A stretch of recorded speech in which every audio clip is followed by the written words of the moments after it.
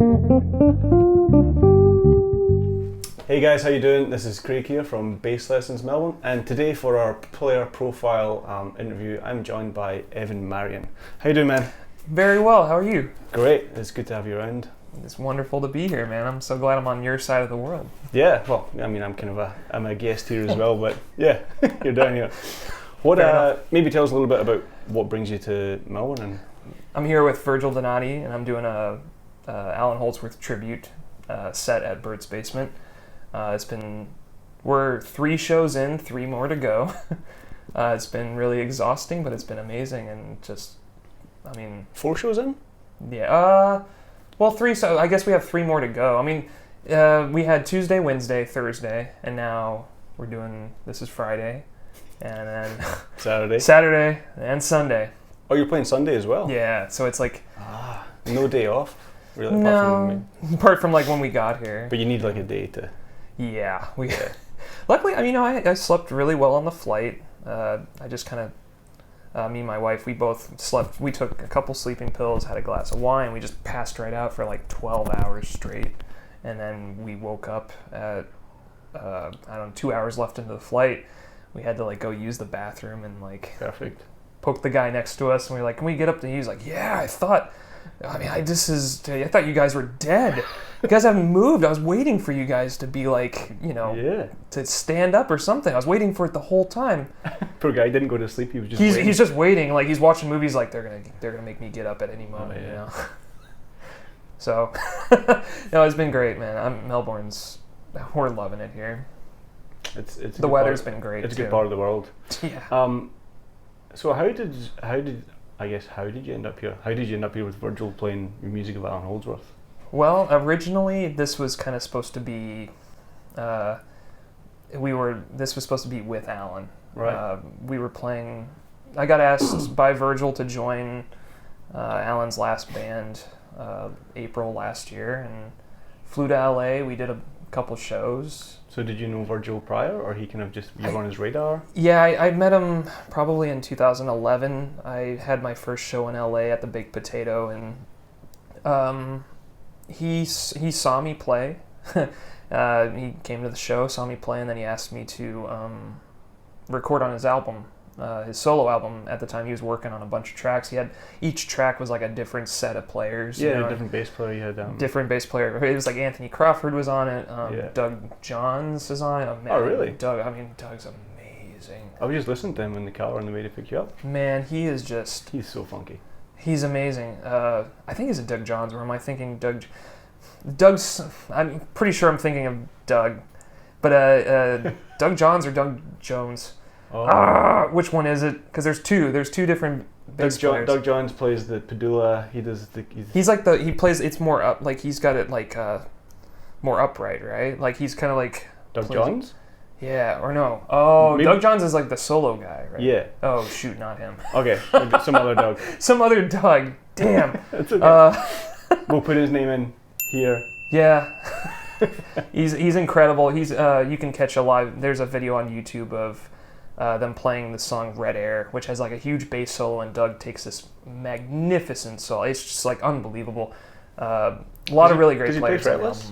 He plays, now it's like a 5-string tuned down a whole step, I think. He's got like a low A. Oh, wow. And I think even Anthony Crawford's bass is tuned a similar way, where it's like down a whole step. So he's got a low A on everything. And it's perfect for, a lot of Virgil's music has like low B flats on it, and everything. Right. So when I had to like learn the music, I was like, octave pedal, like this B flat, Yeah. Drop it down an octave or 2 octaves really. So I had to kind of modify things. But anyway, I was on the track 11, and then me and Virgil have just always stayed in touch ever since. I've had him on my music before, and whenever he comes through New York, he always asks me to kind of come in and sit in on Water on the Brain, like some Allan stuff, and then so we linked up finally for this the last Allan band. Yeah, I can remember you kind of like that being announced, and you were pretty stoked. I was very excited. Yeah. Allan's been a huge hero of mine since like my Berklee days. I first discovered Allan's music, and didn't quite know what I was hearing, and just was so mystified. But I really gravitated towards Jimmy Johnson on a lot of those albums, and I was like, well, Allan's stuff I couldn't totally. I mean, he was just doing this otherworldly stuff, but at least I as a bass player, I listened to Jimmy, and Jimmy made sense of all. I could hear exactly where Jimmy was going. Jimmy just sounded like a magician. Yeah. Who just kind of made sense of everything. He was the glue. Yeah, he was the glue between the rhythm, but he was also like creating he had this like fluid technique, fluid chordal harmony knowledge, and it's just, man, very inspirational. Very cool. And yeah, thankful to be a part of the legacy and for the journey. How long were you on tour for? Well, 2 weeks basically. We had 4 shows in 2 weeks. It was kind of spaced out.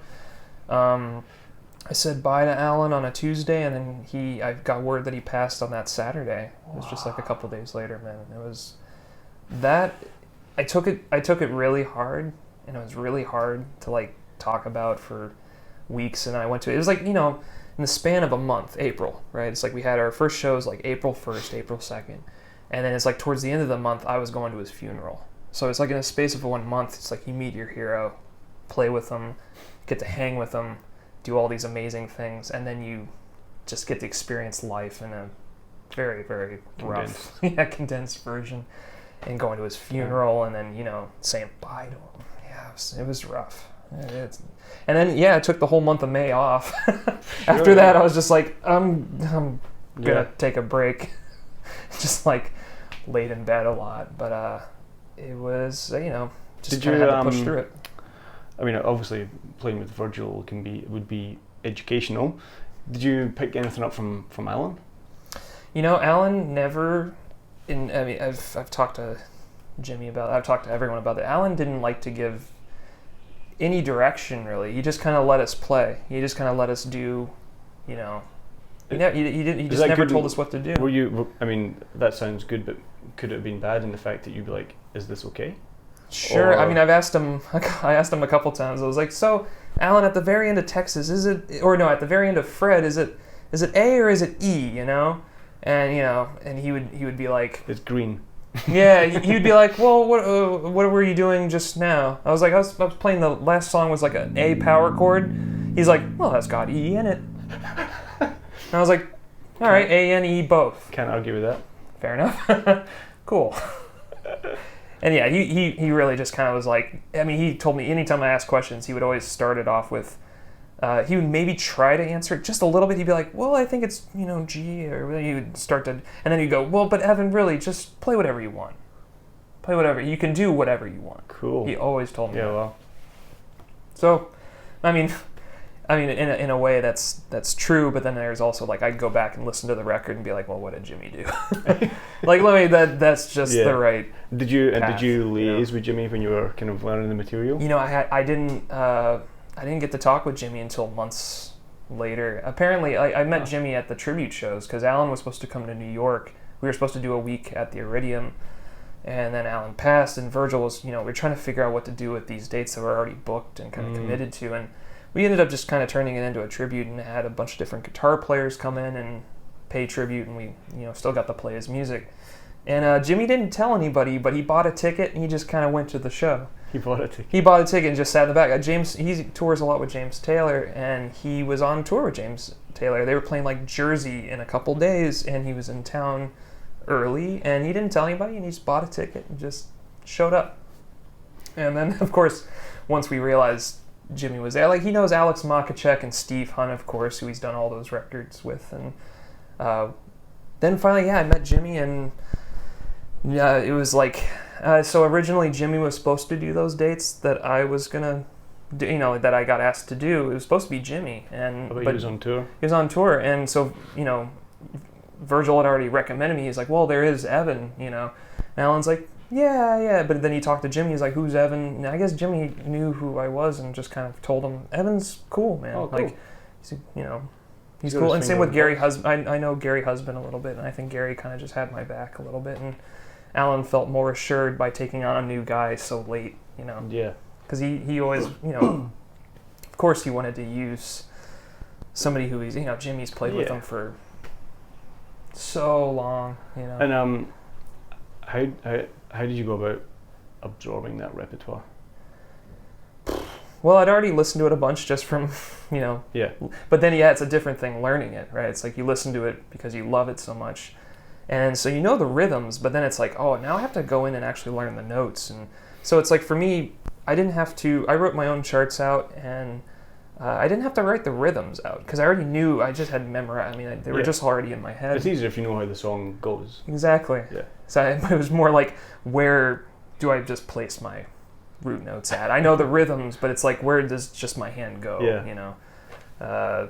And so I just wrote little lead sheets out for myself, like D, C, E, just like, And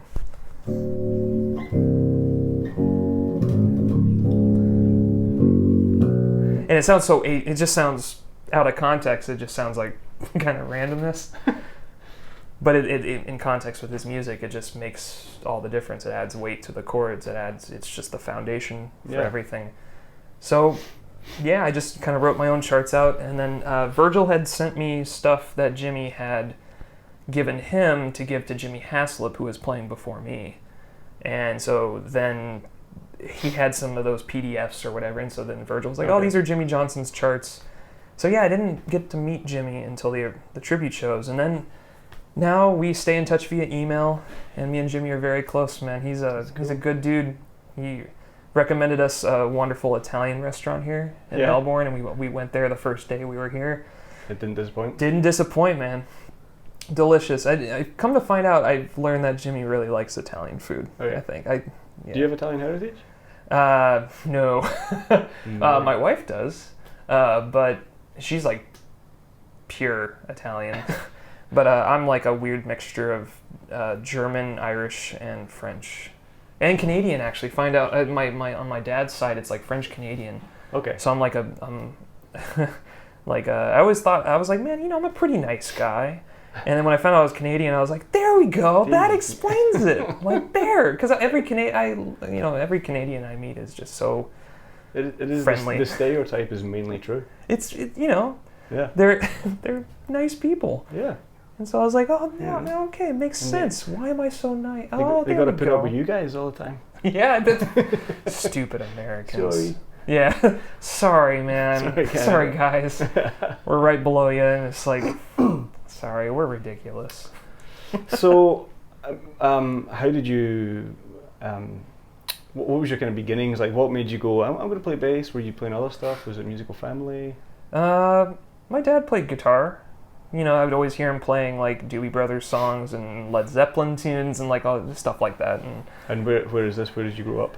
Decatur, Illinois, which is like kind of middle of nowhere. It's like it's where the world's supply of high fructose corn syrup and soybean, like ethanol and like all those things, kind of all comes from Decatur. It's a really weird town. Farmland. Kind of farmland. It's like it's all surrounded by corn. Is that what your parents were involved in, or? Yeah, well, my mom's a special ed teacher, basically. She grew up having a couple different jobs, and then the past, since I moved away from home, she settled into a special ed teaching job, and she's been doing that for a long time now. My dad's basically, I always joke that he's a professional hippie because he manages the conservation district back in Macon County and where Decatur's at. He runs, it's like they own property with like farmland and like marshes and conservation basically, like prairie. There's a lot of prairie there and swamps. Somebody has to care for it, I guess. Somebody's got to be in charge of making sure that people don't come in and just ruin it, and okay. Because all it takes is somebody to just buy it, and then it's gone, and then people develop it, and it's just gone. So you're kind of growing up in a small town, I guess. Smallish, yeah. It was I think it's definitely shrunk since my time. The town's getting kind of smaller and smaller because that's kind of the typical Midwestern thing, where especially now it's just kind of shrinking more and more. But I think it's 40,000 people. It's just very spread out, so it doesn't kind of feel like 40,000 for sure. But yeah. So then, how did you pick up the bass? I had a great band the music program in Decatur was pretty nation renowned. It was my band teacher was Jim Culbertson, who his son was a very famous, it still is a very famous smooth Brian Culbertson. Right. So I studied with his dad. Brian's from Decatur, and his dad was my teacher. Since I was little, I played trombone at first, and then because I played trombone, I could read the same staff as bass. It's the same range, basically. Yeah. They thought I would be good on electric bass, so then when I went to junior high, they were like, oh, get Evan for the jazz band to play bass, you know? And so then it was like, I had 2 months to learn how to play the instrument. And that whole 2 months, I had a teacher, and I didn't really take it seriously. She was very patient and kind with me, but I wasn't, I was just kind of like, yeah, working on, like...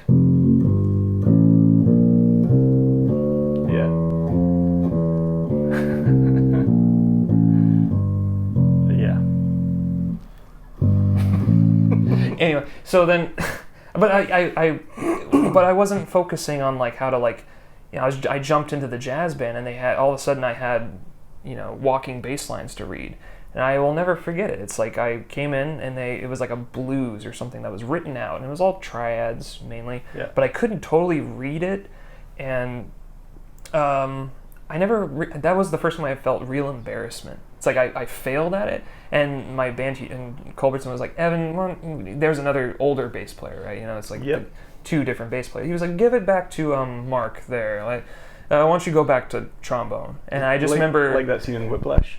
I've never seen that movie because that almost hits. I know that hits too close to home. This exact same thing happens. He gets his chance in the band, and can't stop to go. See, I knew I've never seen that movie because of that reason, man.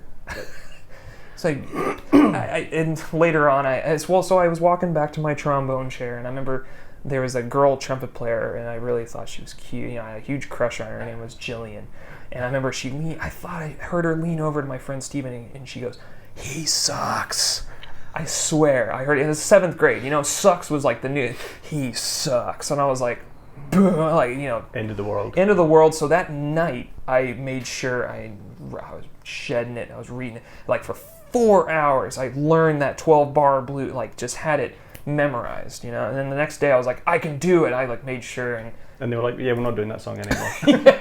Oh, we cut that song out. That's not gonna be good. No, I got a chance to do it, and he was really impressed, and I kind of felt that like redeeming, felt like all those like life lessons in like a matter of a couple days, and Culbertson was very hard on me in high school too, but it really pushed me to new levels. He was very hard on like making me learn how to create walking bass lines. It's like when you see C7, it's like, well, that's the chord, that is, but like, how do I build it's like, I guess, learning your triads from memory, or learning how to walk 7th chords and all these things, or not, maybe not even outlining the chords all the time. That was another thing he got on me about. He's like, don't walk the chords all the time. Don't do 1 3 5 7 1 3. And it's like, why don't you put He really kind of just would kind of push me. At the same time, he would just like kind of call me out and just push me into like try to create something like Oh boy. Yeah. Chromatic approach. Yeah, exactly. It's like how, like, Yeah. Like all those, like... Above, below. It's just... And I taught myself all that, basically. And I think the thing about learning that kind of stuff earlier on is it's great foundation for anything you're going to do afterwards. Absolutely. If you're playing blues, funk, folk, rock... Everything. They all have roots, thirds, and fifths. Everything. And that's, like... And there's a pocket and there's a time. Like, I used to play to the radio growing up, like Red Hot Chili Peppers and, like, Rage Against the Machine.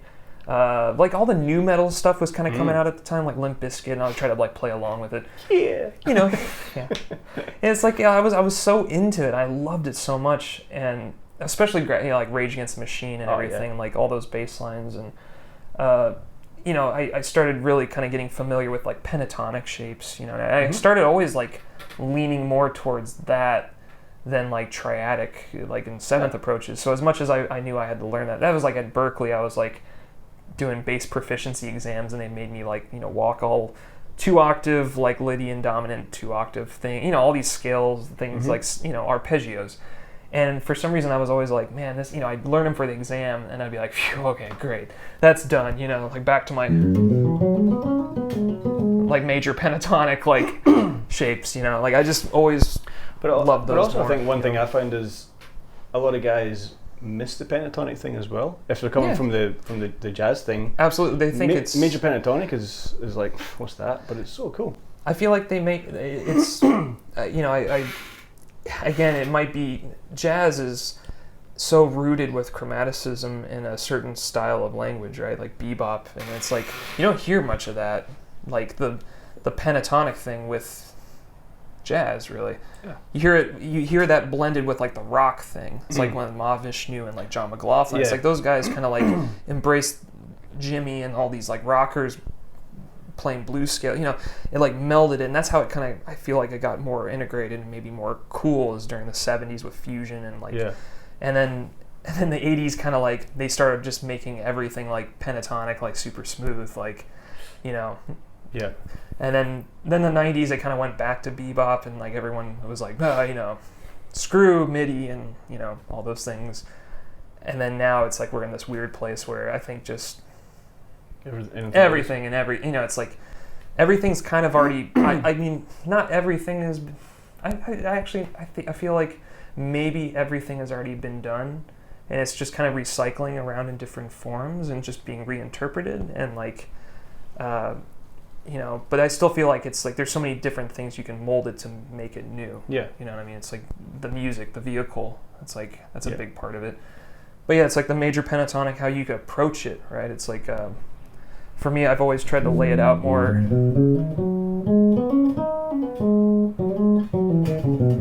And actually, it's not even really a pentatonic. It ends up being a 6-note scale. It ends up being hexatonic. Adding the 6th in there, or? The 7th and it's everything but the 4th, basically. Okay, cool. So for me, I always get this nice like 2-fret spacing. Yeah, it's like trying to make it go this way on the fretboard. That's what I've always tried to like, pursue, because I've always like learned this up and down approach, and then I would always get stuck in one area. Yeah. And then it's like, well, how can I maybe push into this unknown? How can I like?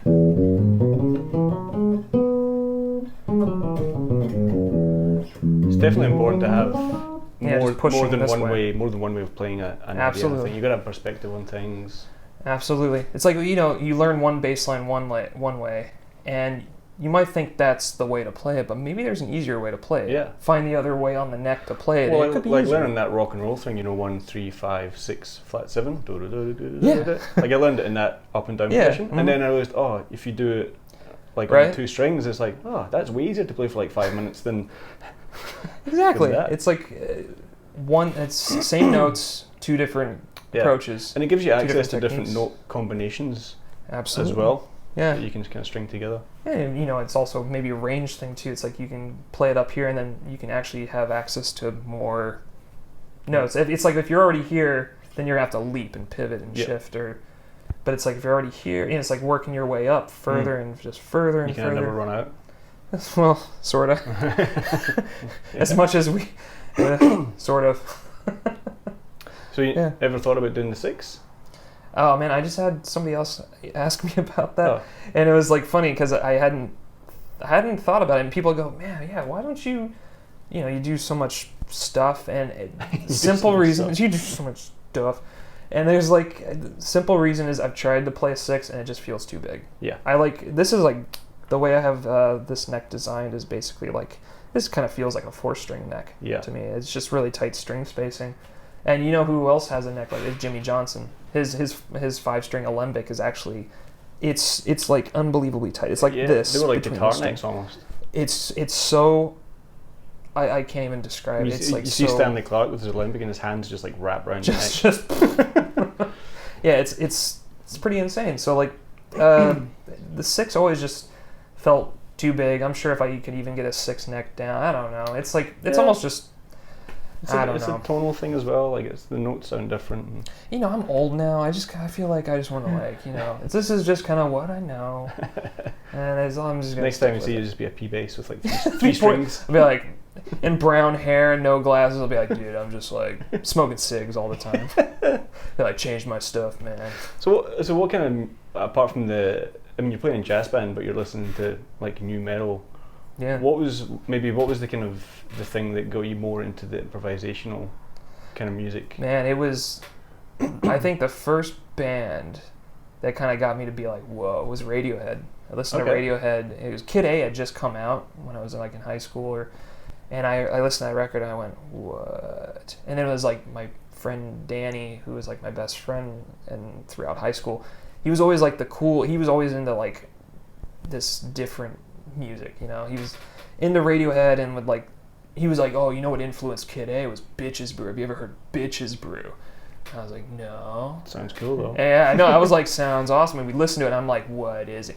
This song's 30 minutes long. I was like, wow, that's cool. You know what I mean? It's like just for the fact that it was like certain like things about it. It was like, there's no tune, you know, it's just 30 minutes of like jamming and like there's 12 different people in the band, you know, 2 drummers and like 2 bass players, you know, it's like all these like things, you know. Did you get it? Did you think it was good? It was a vibe. I got the vibe of it. Yeah. It's like even if I had no idea what they were doing. Sure. Even Radiohead, it's like I had no idea, but you can immediately sense vibe, and that's what Miles later on. It's like you were drawn to it. The vibe, yeah, vibe is something that's universal.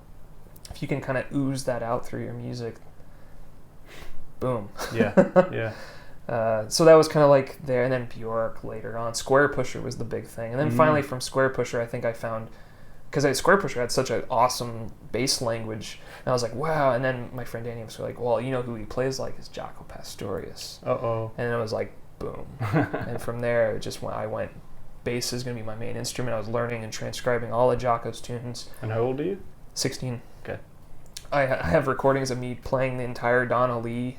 You know, like I submitted it to like Bass Player Magazine, had like a competition judged by Victor Wooten, John Patitucci. I'll never forget that I got like a review card back from like I think it was Victor. Wow. And it was like he was really nice, but and the whole time he was like talking about originality. He was like, you know, this is great, but I would have liked to hear like you doing an original piece, you know, to submit to this competition. I was like, and back then I couldn't even imagine doing that because I'm so young, and I was like, well, whatever, Victor. Yeah, what do you? I was like, I played the whole Donna Lee, man. Like, whatever, man. Sorry, Victor. But still, that, you know, later on I got to digest that and ring true, and then that's always been something I've tried to pursue. I never try to do covers that are, you know, covers are, there's so many people who do covers and do them so well, and I don't feel like I can really add on top of that pile unless you like feel it, yeah, and like I can do it in my own kind of way, you know, and so, but yeah, Jaco was like kind of the launching pad, man. That was the guy that changed my life. And what kind of bass were you playing on back then? Had a Fender 4-string, the Geddy Lee bass. Do you know what? It's not mine. Oh yeah. But yeah, great little skinny neck. Maybe that's where it's all started. Yeah, it's got such a thin neck, man. Yeah. It was easy to learn, well, not easy, but it was easier to learn Teen Town stuff. Teen Town. It was like all the string skipping of everything. And that was my main bass all through, even the first year at Berklee. I had my Fender bass. Yeah. And then I had a Warwick at the time that I was like, kind of, it was a thumb bass and on and off playing it, but then I never really totally... 5-string or? 5-string, yeah, with the low B, and never totally got used to it. Actually, I started getting hand cramps from it because the body was so small and it had this neck dive kind of thing, and I would always hold it like, started getting this like pain in my wrist, and it was probably because I had my strap like too low. I mean, there's other probably reasons I could have, but back then I'm just like, oh, this is just weird. I'm gonna sell it. That's the easiest way to like, instead of just adjusting the strap, is like, this thing sucks. So I let it go on eBay for like $900, and that same, I had that credit in my account, and I found a Ken Smith burner, my brown one that I still have, for $900 on eBay. So I just kind of like used it to buy that immediately. Yeah. And then had it shipped to my house back in Illinois. And I'll never forget, I got that bass, I came home for Christmas break, got that bass, started playing it, and then I remember I played it so much, like 4 hours straight, that I actually killed the nerves in the tips of my fingers here, and they became numb. So then I was like, oh my god. So then it was like torture, because then for the next 2 weeks I couldn't play the bass because I had to let this heal. Because I was just playing non-stop, like playing Havana, playing over Havana, and just all these like Jaco stuff for like non-stop, and I hurt my fingertips doing it. So then 2 weeks go by, and I'm just looking at the bass, and I'm like, man, it's just amazing. Try and play with it. Yeah, it's like I'd pick it up and be like, I could just do it a little bit. I can't feel it. I can't feel it. Yeah, like screaming at myself. And then I got back to Berklee with it, and it was just my main bass for years. Berklee experience? Yeah, overall, good. Good. No, it was fine. I mean, it was a lot of money. I didn't have scholarship or anything, so I just kind of went the full, taking out like massive loans and. But you made lifelong friends, or definitely, yeah. That's number one reason why I still I have a lot of my own students ask me, should I go to Berklee? And I'm saving up for Berklee, and I'm like, yeah. I mean, it's just keep coming to me for lessons. Yeah. And go and gig. Shit, that's right. I should tell them that. No, it's really the people. I have found a very nice group of people, all different from each other too. It's like I found different pockets, but yet we were all still connected together. Like none of my guitar player friends were friends with each other. They all hate. They're all so different. It's like my friend Yakov would be like, "Oh, Allan Holdsworth is cheesy," and then like my friend Andy Berman, who's like an Allan. That's who I heard Allan's music from. Andy would be like, "Watch your mouth." It's like just like really intense like Berklee. Yeah. Like. Big standoffs, and I was like, okay, my guitar player friends can never be friends with each other. Who's your bass teacher? Matthew Garrison. Matt was my teacher. Okay. So that's probably my best reason for going to Berklee, because I had met Matt in 2004 at the Berklee Bass Camp. I went for 3 days and then came back to Decatur and changed my life. And so I always knew I wanted to go to Berklee. I just waited 2 years to kind of shed, and I put a lot of pressure on it. I always thought Berklee is wow, it's going to be super hard, all professionals.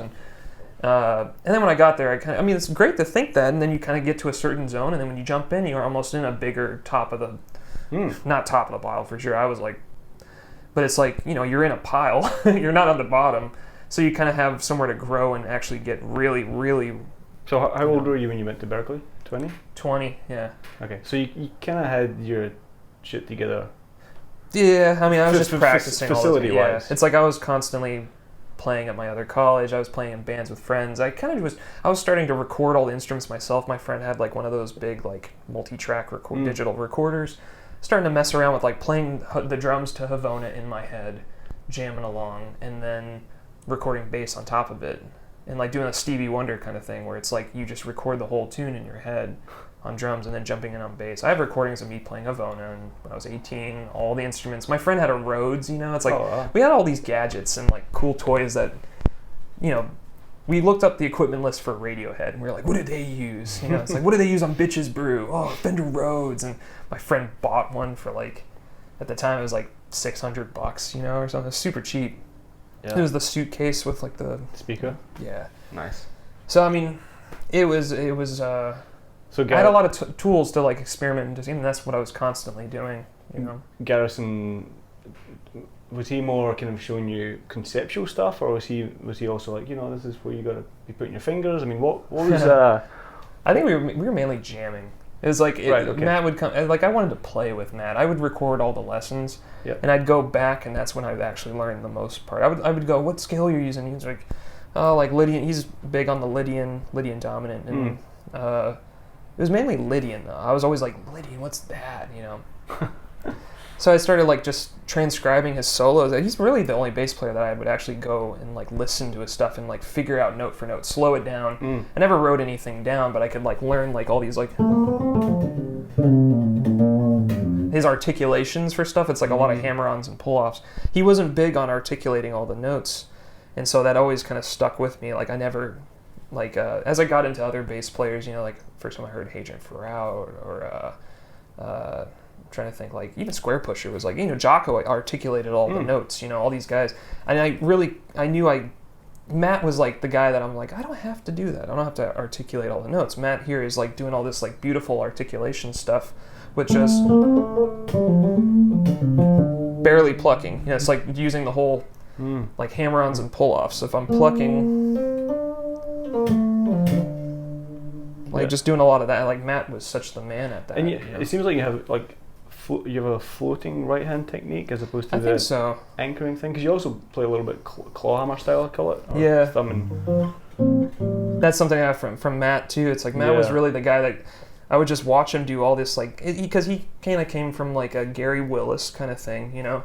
Did you go down the Gary Willis path? No, it was really just Matt. I was like, Matt was like the guy that was in my face every week, and he was just this wealth that he had played with everyone, you know.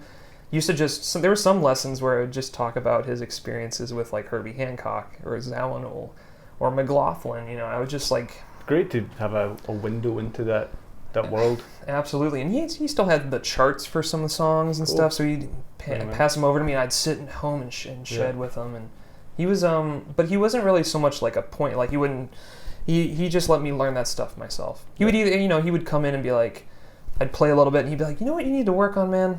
You know, you need to get out of like this, you play too diatonically. And I'd just go, okay. and he would be like, you know, look to the modes, melodic minor. It was melodic minor modes that he was big on. He said I shouldn't worry about the harmonic minor modes. He was like, nah, don't worry about those. Don't worry about those. Suck. And I was like, yeah, okay. And then guys like Dominique DiPiazza and Hadrian are all these like harmonic minor geniuses. And I was like, all right, well, there's guys doing it, but okay. No, I won't worry about it, and just learned like super low Korean, like one thing at a time. Like using the like super low Korean scale, which kind of starts off like a symmetrical diminished, then ends whole tone, you know. And then the arpeggio even looks like an augmented. Yeah, it's really like an interesting sound. Good for the wedding gigs. Definitely. Highly recommend throwing in a super low Korean lick on a wedding gig. Start reviling. You'll get all the singers looking back like, just like playing a lot of wrong notes. You play it twice, it's jazz. Yeah, it's like, you just gotta play it fast enough, and then people go, "Oh, that's awesome." So you kind of survived Berklee, and then I mean, do you have a job? Are you gigging? How are you surviving in Berklee? Music, purely music. Just doing all sorts of things. That's pretty awesome. You know, I learned very quickly after graduating from Berklee that you have to do more than just, you know, play your instrument in a way to like. At least for me, I was like, man, I have to do more. Like, I'm sitting in my room waiting for gigs, and I'm like, this isn't happening. Yeah. So that's kind of what I'm getting, is like, how did you become Evan Marien that the bass community now knows as this entity? Like, finishing Berklee, was it out of that you started working on it yourself, or? I was always into social media. I was always into MySpace. I networked a lot on MySpace. Hey, do you know Tom? I'm his friend, man. Are you? Yeah. You know Tom too? Yeah, I know Tom. Beautiful. I haven't seen him in years though. No, he like owns an island. he's fine. Never invites me over, but that's okay. Not really close friends anymore. But you know, MySpace networking with people, and then that turned into Facebook networking with people. I was always on that tip, like meeting new people, and then going to NAMM shows. That was big too, just meeting people, all those bass people that I know on MySpace in person. Damien Erskine, Mark Perrick, Bobby Lewis, Hadrian. What was the first NAMM show like? Overwhelming. I just kind of walked around with my camera and just like, you know. Were you like vlogging or just? No, I just wanted pictures. Yeah, I just wanted pictures. I knew Matt. You know, Matt was my teacher, and so I kind of hung around the Fodera booth a bunch, and everyone would come and play at the Fodera booth.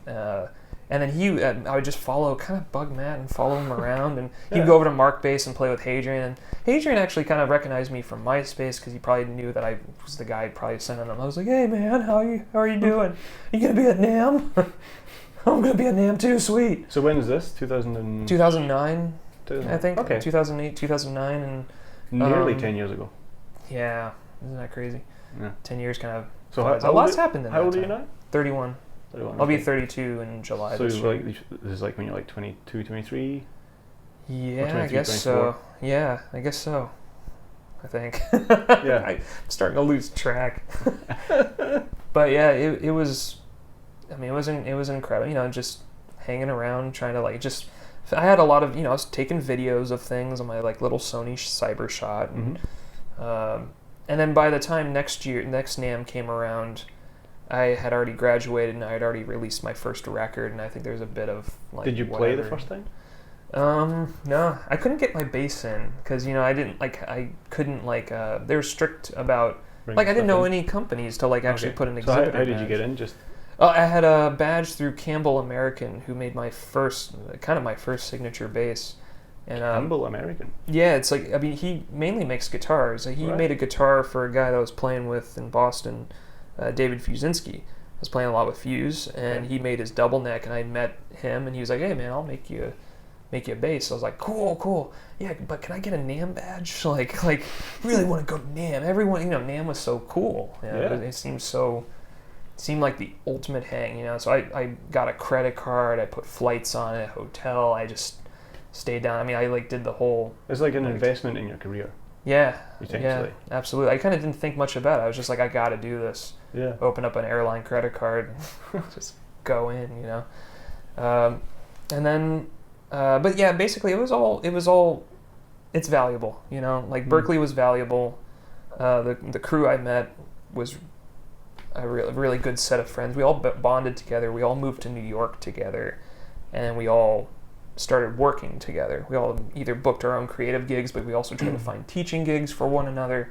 And we all kind of joined wedding bands. We all formed different wedding bands, and it was just really important. I don't know. It was a pretty crucial thing to be able to network there. Yeah. So it was worth the money, basically. Yeah.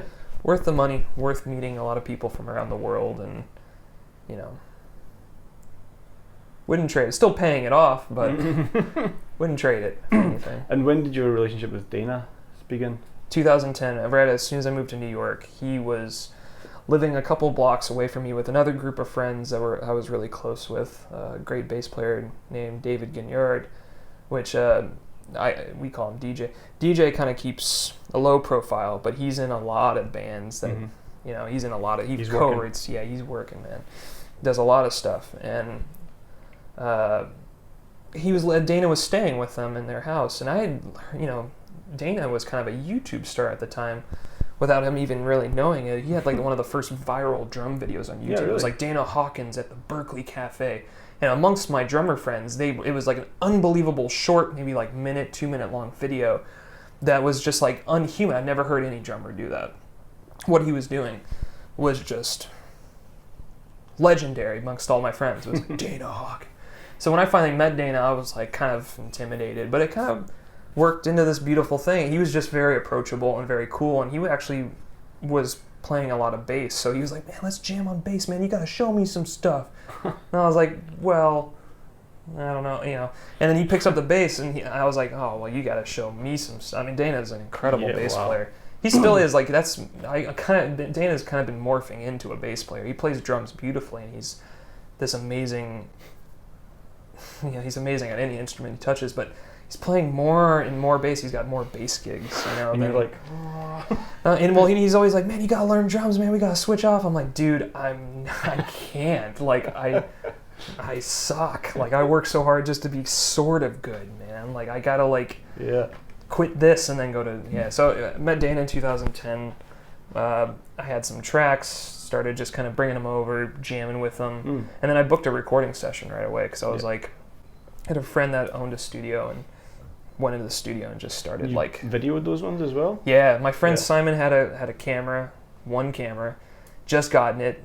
He was learning. He went to film school and he just had graduated. And he had his Mark II Canon. He was like, "Oh," I was like, "Yeah, come take photos of the session." He's like, "No, I can take video."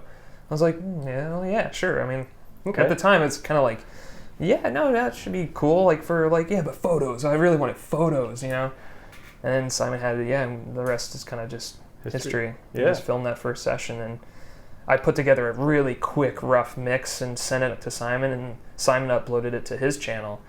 And in a day, we had 5,000 views, which at the time was that was kind of viral. Well, that's it went around. Jojo Mayer had heard, all these cats had heard him. We're like, whoa. And I was like, oh. So that was the beginning of, really the beginning of that thing. Kind of the big thing. And then, and then I put out an album. We had a couple other songs that I didn't film, but put together an album, Yeah. released that, and then it took a couple months to like kind of find time to do the second song. And so it always kind of became this huge break. We do a video every year because it just kind of took time. Like we were both busy. Yeah. And I still was kind of obsessed about being a sideman. You know, like my own thing kind of just seemed not really realistic or whatever. It just kind of seemed fun. You know, it's like more like a hobby. It's like, oh yeah, maybe it's like the end of the year. Maybe I'll get together. Yeah, Doug called up Dana. You want to do another song? Yeah, yeah. It's like once a year we did that. So it was just for fun. And then we kind of stopped, and like we both got super busy. I mean, I got busy touring with Elliot Moss, and then I did that for a year, I think. And then me and Dana lost touch because he moved to DC, Washington DC, and then kind of just lost touch. And so I put together another band that I called EMAR, and it's kind of like another vehicle for video game music and everything. Yeah. And then really it just kind of. It was like when I was in LA, when I started doing the Holdsworth thing, Dana called me, I think, and I picked up, and we hadn't talked in so long, and just talked for like a half an hour, and just caught up, you know, what have you been up to? Well, I'm in LA playing with Virgil and Holdsworth. What are you doing? He's like, oh man, I'm boxing a lot. You know, he's been boxing, you know. I was like, well, that's cool, man. Like, wow. And so I was like, man, you know, want to make some more music, of course. And then kind of a month goes by, and then I got an offer to play this jazz festival in Holland. And I was going to do it with EMAR, and then I was like, wait, this could be a good launching pad to like try to get me and Dana back together and like play some more music. And so yeah, we did it. Went to Holland, and then we recorded it and released it, and there's a lot more music on the way. We hit the studio a couple times, filmed all the sessions. I think there's about like 6 or 7, probably 6 videos. Cool. Like ready to go. They're all edited, and I'm just kind of obsessing about the mixes and getting that all fine-tuned and tweaked and everything. But yeah. It seems like in maybe the last like 4 or 5 years, you've kind of really delved deep into the visual side of things as well, like the aesthetics. You know, there's a definite feel to the things you put out. Well, I kind of watched the way the world was changing a little bit. You know, video became more and more popular, and it's how people access your music, essentially. Yeah, it's like, you know, bands like Snarky Puppy releasing video albums, you know, and yeah, I was like, man, what me and Dana have been doing once a year, what if we just kind of, what if this next thing that we did, we tried to do a video for every song, do a video album, like Snarky does, and all these other, you know, great band. I think Simon actually puts together this thing in New York called a pop-up recording, and it's like, basically it's like, I mean, he goes to the studio, and it's like a band comes in for an hour and does a song, and then, so he's been churning out all these, I mean, videos are basically just become this like big thing, part of our culture, and part of how people respond to music, I think. Yeah, you know. But it adds so much more time and effort and money to making music, and I'm sure you know, it's just like learning how to do the video software and buying hard drives and syncing stuff up, and it's a whole uploading things is just it's a whole other game. Yeah, it is. That's why I have Simon do it for me. That's nice. He's done all my videos. He's been my right hand man. So what's kind of where are you going, and where do you want to go, do you think?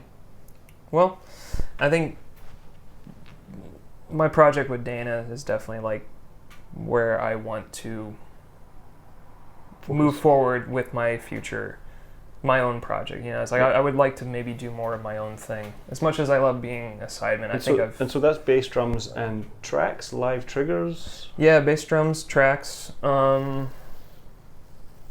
It's basically I mean, I'm trying to think. I'm like, is it anything? No, that's it. It's like I run Ableton Live. I have tracks automated and mapped in there, and I have a little launch controller that I've been messing with. Like, you know, sometimes I have to kill the click because sometimes we end up going free at the end of a song. And it gets really spacey. So there is freedom, even though there is pre-recorded material. Yeah, because at the end of the, I mean, as much as, you know, I'm good friends with Zach Danziger, who runs Edit Bunker, and Zach's got such a great improvisational thing. Yeah. You know, it's like unbelievable what he does. Yeah.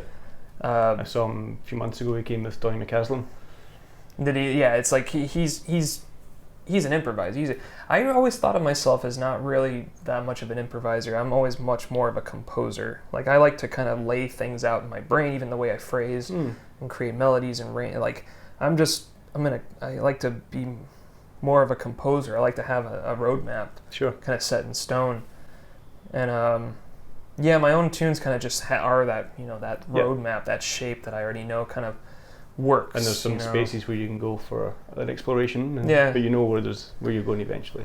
Yeah, it's like it just all kind of grew in from this like this canvas of like having a tonal center like A flat Lydian, programming synths that are arpeggios and putting effects like reverb and all these things on that canvas, having a blank slate of just A flat Lydian, and then like putting the bass to it and changing the phrases based on like 4 8-bar or even 16-bar chord progressions, which I kind of learned that structure from playing with Wayne Krantz a bunch. It was like, even though it's improvisational, everything has to be kind of structured in these 4 or 8s or 16s to give it some sort of sense of composition. So you can hang on listen. Yeah.